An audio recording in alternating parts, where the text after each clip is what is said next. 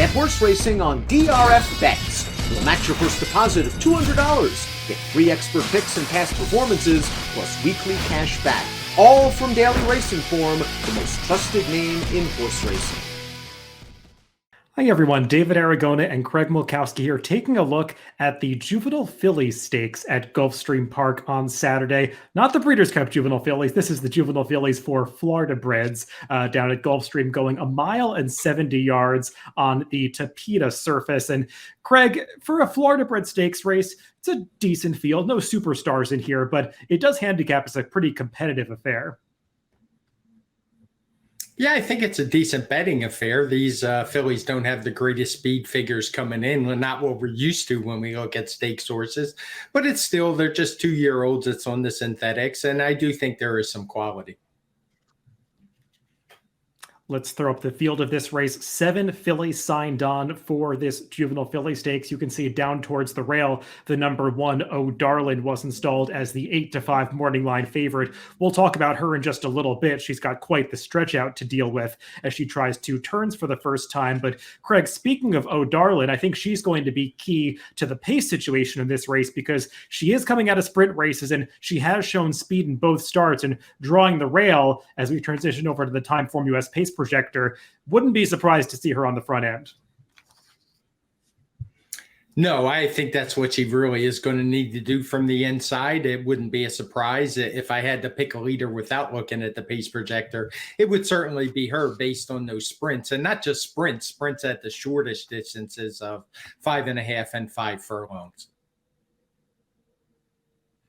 Yeah, the horse that's listed as the second choice on the morning line, the number 7, Stuck in Malibu, drawn in the outside post position. So she'll have some options heading into that first turn as her rider, Miguel Vasquez, decides what he wants to do if anybody else is showing speed from the inside. But it does seem like that number 1, Oh Darlin, is clearly the quickest in the early going. And speaking of the favorite, let's start our conversation of the contenders with her. And we'll begin by taking a look at her maiden victory last time out in late October at Gulfstream. Craig, she won this race pretty nicely, drawing off to win by 3 lengths, but this was just a 5-furlong sprint, and now she's stretching out 3 furlongs and 70 yards to try this 2-turn route. Yeah, it seems like a lot to ask. She looks like maybe she could handle the extra distance, but I just think we don't see these kind of stretch outs very often, and it's tough to judge at a short price. It's one that I'm going to try to beat. Her 89 last out isn't a huge edge over some others in here in the speed figure department. There's some others pretty darn close to her, so I'm going to go against her. I won't be surprised at all if she wins with the talent she's shown so far, but that distance change is just too much for my liking. Yeah, I was looking up the pedigree for this filly on the dam side in particular. There's a lot of sprint pedigree there. Her second dam is a mare named Lucas Street, who is really best in sprint races. The dam herself, much more of a sprinter. So I'll be a little bit surprised if she's better going a longer distance. We'll see if she's able to transfer that maiden breaking form that we saw last time to this 2-turn route. We do have plenty of Gulfstream-based contenders in this race, but one filly that is shipping in from out of town is the number 6, Navy Goat. Let's take a look at her victory last time out at Kentucky Downs in the middle of December. Now, this was on turf, Craig, and transferring turf form to synthetic is not always the easiest thing to do. It's not a direct translation, but she did beat Open Company here and did it in pretty game fashion. Yeah, the one thing I'd say, this race was September. I think you said December. Normally, I like horses that get some fitness running over that Kentucky Downs course, but this was over 2 months ago, so I'm not sure how much that's going to hold. And as you say, I'm not a big a fan of some people as the turf to synthetic move, and even more so when it's coming from Kentucky Downs, which is just a completely different thing than the horses will be facing here.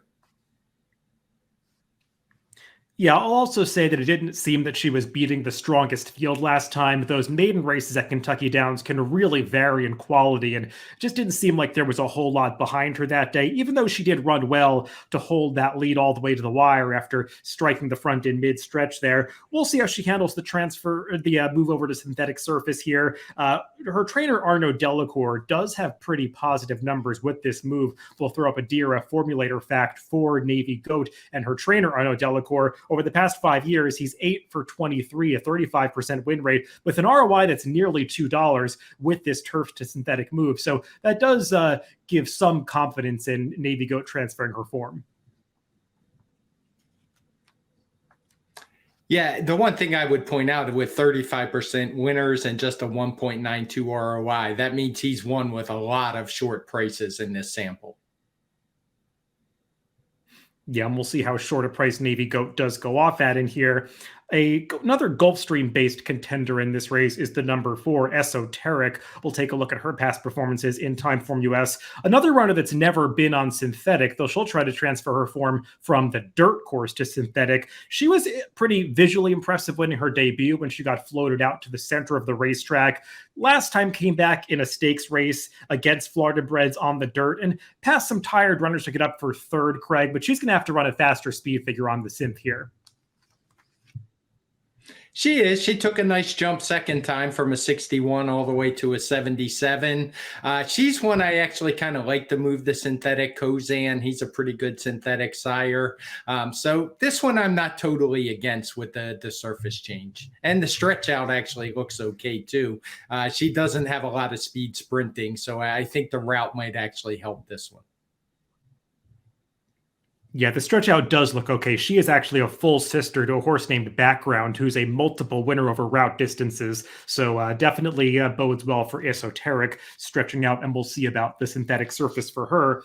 A runner that does have experience over the Gulfstream Tapeta course is the number 7, Stuck in Malibu. Let's take a look at her last race in early November when she was just barely beaten by a head in a race going this distance. Craig, she is the lone maiden coming into this race, so maybe some people might hold that against her, but she's actually faced some pretty decent rivals in her last couple of starts because you do want to note these are open company maiden races, and now she's moving into Florida Bred Company. I thought she ran very well here. And when I was actually handicapping this race, I didn't have the morning line. And I thought maybe being a maiden, she might slip under the radar a little bit. But the morning line maker didn't see it that way, tabbing her at just 5-2. Her speed figure last time was really solid, good enough to contend, just a point below the morning line favorite. Yeah, I think the morning line really highlights the chances this filly has. She's just very logical. She does not have the same questions to answer that a lot of others do in here. And I'm not really bothered by the fact that she hasn't won a race yet, because in that replay that we just watched, I liked the way she was battling back all the way to the wire. She got collared at the 8th pole and refused to let that filly that beat her get away from her. She really ran on with her to the wire, and those mid-80s Timeform US speed figures that she earned in each of her last couple of starts on the synthetic course stack up very well here. And when I looked through those races, Craig, and especially looking at the Timeform US race ratings for her last couple of races, it suggests that this is not a step up in class at all, despite the fact that she's moving into stakes company. The one negative with Stuck in Malibu there are some poor statistics for both her pedigree and her trainer. Let's take a look at a DRF formulator fact for her trainer, Patrick Biancone. He has not won a race on a synthetic course over the past 5 years, but I don't want to hold that against this horse too much because she already has positive experience on the synthetic course. That was my thinking exactly. She ran the figures she did. She was very game last time. So I'm not going to pay a whole lot of attention to it for this horse because we've seen what she can do and she fits in this field. And I mentioned the pedigree as well. Her sire, Sky Kingdom, if you look up his progeny statistics in Formulator, he's 0 for 52 with all runners on a synthetic course. But like I said, she's already handled it pretty well. So take those stats with a grain of salt is what I would say. Let's talk about one more horse that broke her maiden last time out at Gulfstream. That is the number 5, Luck in the Dusk. And Craig, I thought that she ran pretty well to win that day, given her trip. She was wide most of the way, made a big move around the far turn to take over. It did get pretty close at the end, but she had done a lot of work up until that point. She was definitely wide. Whenever I see those comments 4 to 5 wide and then closed up the rail, I like to go and watch the replay and just judge for myself. And when I watched, she was definitely wide around both turns before making that big, pretty eye-catching move to the lead. hung on late, but I think she had right to get tired. And according to the comment, I couldn't find the pre-race. She was tough to load, so maybe even expended some energy there. So even though she ran just a 75 speed figure that day, I think she's going to run better. I think the wide trip and that trouble before the start could easily cost her 10 points on the speed figure scale.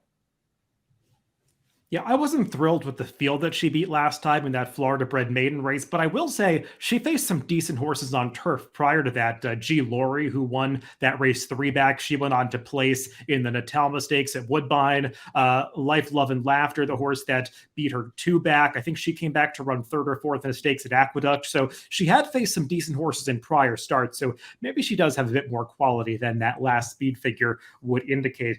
Craig, let's throw up our picks for this race.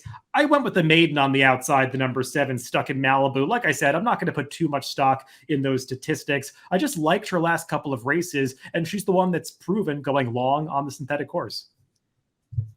Yeah, she was almost my pick until I saw the morning line. It was just a little bit too low for me. You can see her. I have her in 3rd. She wouldn't surprise me, nor would the morning line favorite. I just don't like those distance questions.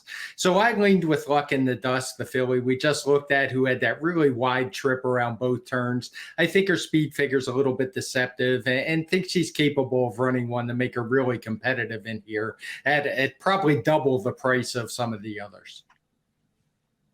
Yeah, like Craig, I kind of wanted to stay away from that rail runner, Oh Darlin', especially if she does take that much money in this race like the morning line suggests. So going more towards the outside with Stuck in Malibu and Esoteric. I even put the number 2 Extra Indie in there for a minor placing. We didn't talk about her, but she does strike me as one that's going to get better with added distance, just needs to really improve in the speed figure category. So it's the number 5, Luck in the Dusk for Craig, and the number 7, Stuck in Malibu for me in the Juvenile Fillies Stakes at Gulfstream on Saturday. Good luck if you're playing the races this weekend.